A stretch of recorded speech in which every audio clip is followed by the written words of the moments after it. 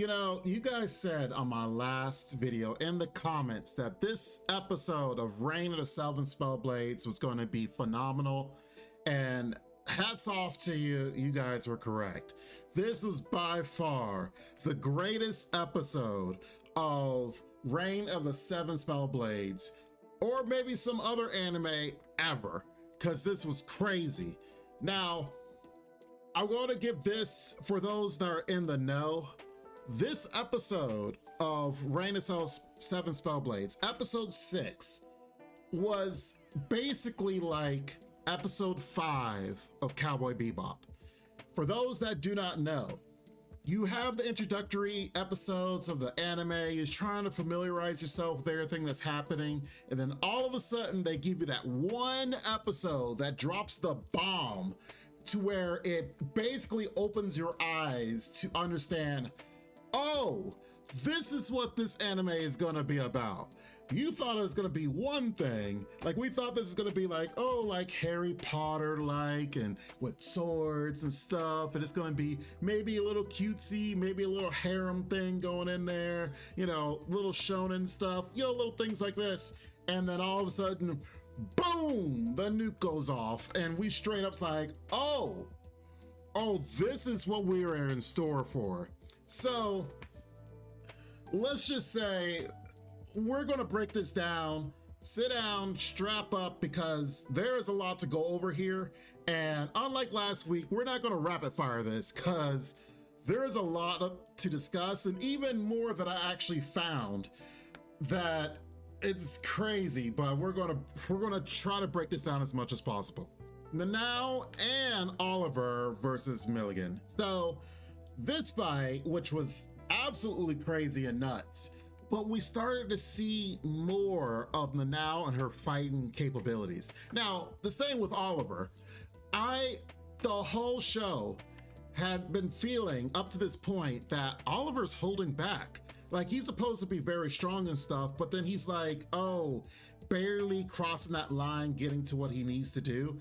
But you could tell he was kind of holding back because he showed fundamentals. He showed the fact that he knew how to cast a spell to inhibit people and be a thorn in people's side and stuff, but he wasn't like he's showing his true power, which we'll get to that later.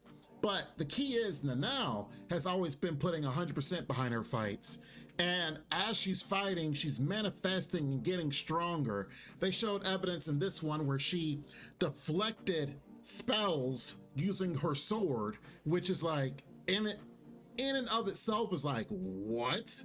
And then this point was the greatest point, because she was about to be surprised, turn into stone, but she manifested a power that is unknown and not shown, which of course, as I said before, could be a Spellblade, which are things that other people are unable to do.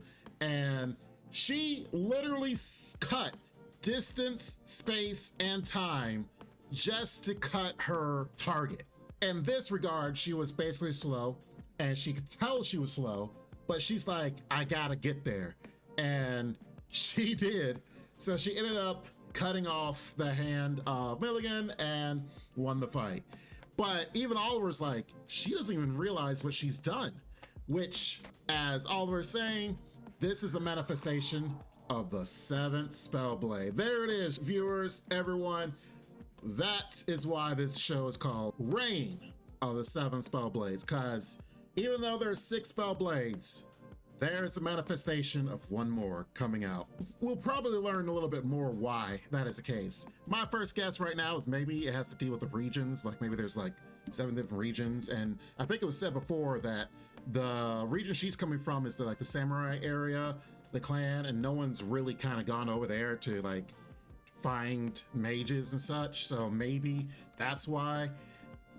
This is of course just speculating at this moment in time. I have no idea, but I'm sure we'll know more about this in the future. So that brings us to the later part of the episode, basically the meat of the episode, if you will. So if the earlier fight was the bones, this is the meat of everything, and essentially what drops bombshells on everything. As speculated in the last episode, Mr. Andrews gave a warning to Oliver that Darius, the teacher, might be looking into Oliver because of how well he did. And I expected the fact that that might be a whole nother arc. Darius may try to manipulate Oliver and come find out he's evil, and then he and his friends have to fight Darius or something of that nature, because, you know, that would make sense, especially given what we've had at the time of the anime. It totally went off the tracks and was not that at all. It was honestly something even better. He speculated Darius to show up. He did. Oliver was like, hey, come with me. And we learned that Darius's objective is he wants to get rid of stupidity in humans. That he feels that the human race should be nothing more than geniuses, and everyone that's an idiot needs to die and or be surgically altered to be smarter or something. And that's, we come to find out he's the one that was supplying and helping Milligan, because he wants her research to be done on humans to make humans better, especially if she's able to make the demi-humans, the creatures, monsters, better. But, you know, Oliver disrupted those plans. He didn't really resent Oliver for doing that. He didn't have time to really resent Oliver for doing that because a lot of other stuff happened. I have to commend the fact that his goal is to end stupidity, because Lord knows, I don't know if that's technically evil of a plan. It's actually a commendable thing, because who hasn't gone through life and looking at people like, what in the absolute world?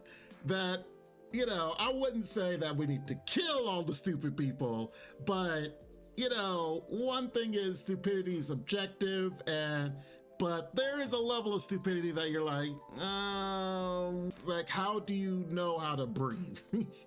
But that's a whole nother subject. His goals, though, that was kind of far-fetched. It's a little far-fetched. You're never really gonna get rid of the 99% of the human race, as he said, that is not up to par with the 1% that are geniuses. That's just dumb. Okay, moving on. Now here is where we get into things. We find out all of these episodes, the blonde-haired mage that we've been seeing is actually Oliver's mother. Now, I don't know if it's his blood mother or if it's the mother of the cousins, but regardless, it doesn't matter. He feels that she is his mother. And on the fateful night where we've seen the picture, 6 mages cornered her and attacked her. And apparently in some way tortured her as well, but she was able to get away.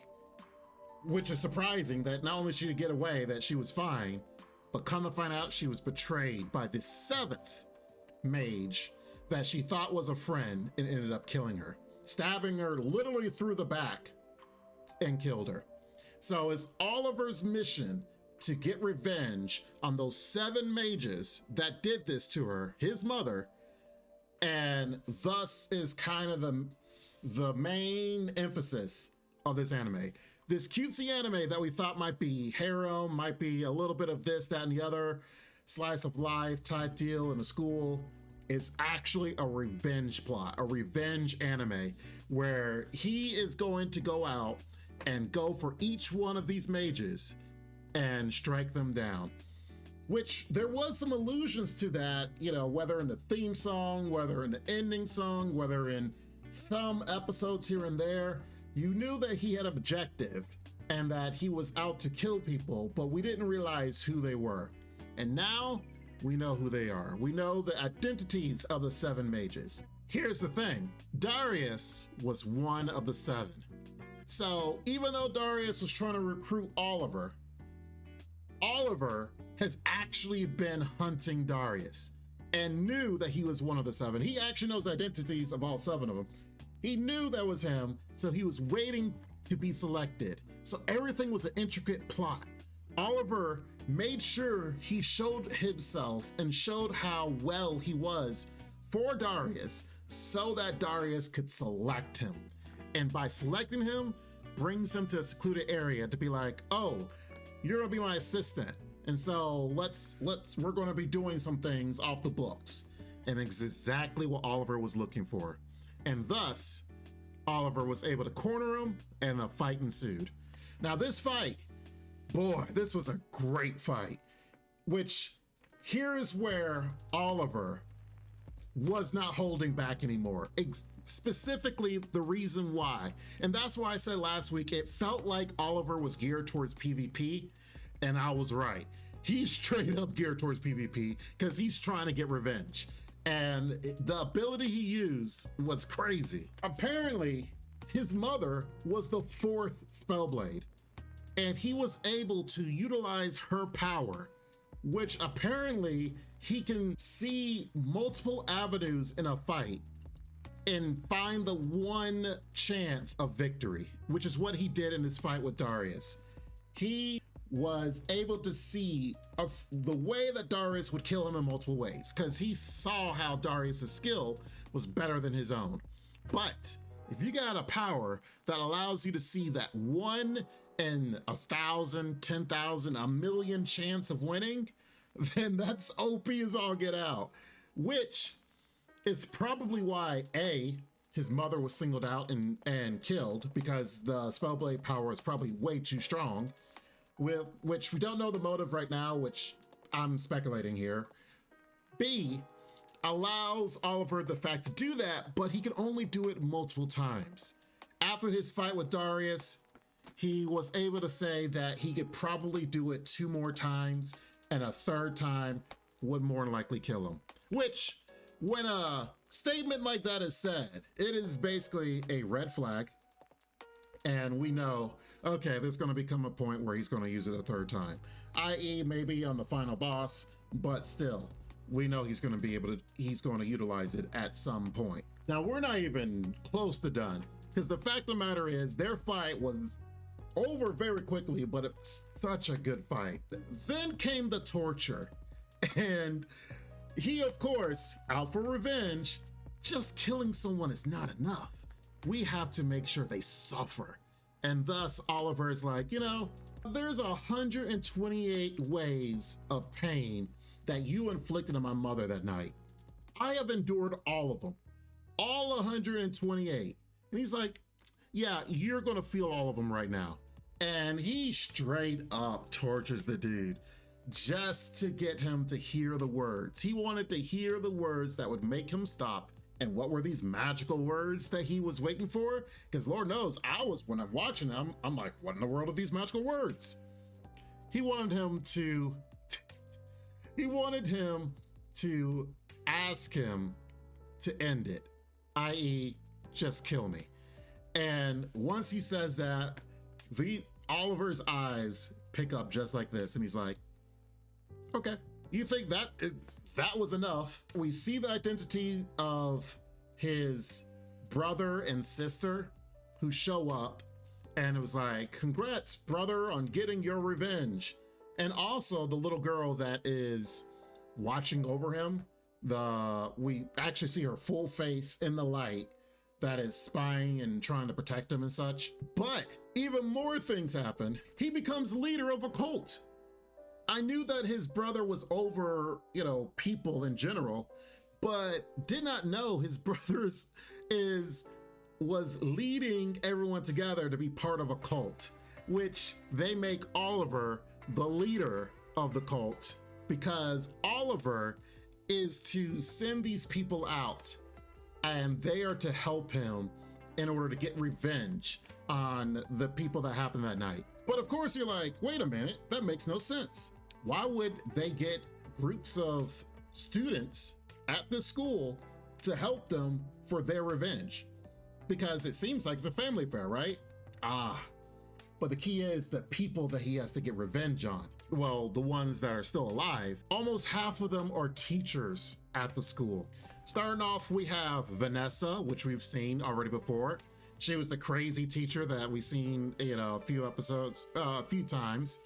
We have Enrico, which If this guy is a teacher as well, we do not know about him. He has not been shown or talked about. There's this person, Baldia. We don't know anything about this person. They could be a higher ranked student. They could be a teacher as well. Yet again, here's another teacher. This guy as well is another one that's on the list. We don't know too much about him at this moment in time.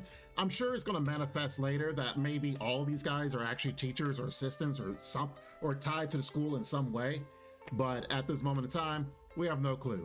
The one that gave the killing blow and betrayed his mother, Esmeralda, the headmistress herself, which you already know, literally giving final boss flags and vibes here. So this is absolutely crazy. But you wouldn't be here on this channel if I did not give you a clue and or something that I actually figured out in general, which I will share with you guys. If you look at the theme song right here, all the teachers that are targets for him are on the left-hand side. You have the Vanessa, you have the one he already killed, you have the headmistress sitting at the top and the one below her. While the teachers on the right-hand side, that guy is the one that recruited Nanao, that is actually the father of the curly-haired girl that's part of the team. And then above him, the teacher that's the instructor of the dual class, I should say, and that they almost, Nanao and Oliver, killed each other on day one. So this is actually a very interesting clue here that after watching this episode, I was like, it's been sitting there in our faces this whole time. So, you know, for those that probably are light novel readers, you probably already knew this, but for those that are not, hey, a nice observation, I do believe. Another observation here is after watching the full episode, this scene actually makes more sense. After Katie was rescued and they debriefed her on what happened, and then Katie got up and was like, oh, well, I'm still gonna be nice and everything and try to, you know, maybe change the school for the better, being kind to people. Oliver started crying, which of course was like, oh, maybe it's like a little innocent thing, but no. After watching this episode, it makes sense. He is out for revenge for what has been done to his family, to his mother, and most of them are actually the instructors of the school itself, even the headmistress. But even after someone mistreated Katie and betrayed Katie, who she thought was a friend because they had common interests, Katie's like, man, that sucks, but oh well. She was still herself. She was still kind. She wasn't hell-bent on revenge. She didn't want to go after Milligan and be like, you know what, I'm gonna throw some hands at her too, and let me chop up her other hand, anything like that. Katie was like, you know what? I'm going to influence the school by being so kind that maybe it changes the hearts of teachers and other people so they too won't betray others. And from his perspective, I can actually understand why he was crying, because if your heart is so hell-bent on revenge that you see a beacon of light that is just, you can do nothing but just be moved by it. And that's exactly what happened with Oliver. Now, revisiting this moment with the fight with Milligan, it would not surprise me if Oliver, after seeing all of the Nanao skills, if he actually tries to recruit her to his revenge cult. I mean, if you have someone that's that strong that you've been fighting with together, they basically have been together fighting through Monster or even with Milligan, they have worked in tandem together. So it would not surprise me if Nanao tries to be friendly with Oliver and Oliver tries to, whether he straight comes out and asks her to be like, hey, there's something I need you for, or if he tries to manipulate her and trying to be like, okay, this person's evil, we got to do something of that avenue. And maybe it might just something that they just get jumped by one of the teachers and they both have to fight together. It would not surprise me, especially because he's literally finding a diamond in the rough right here. So of course he's got to be like, yeah, she's gonna be a Spellblade, I need her on my side. And it would not surprise me if the juxtaposition of day one of them dueling together might actually be something that could happen in the future. because it's like a little hint. Here it is, the beginning of the anime, and they're like, oh, we got a duel for funsies.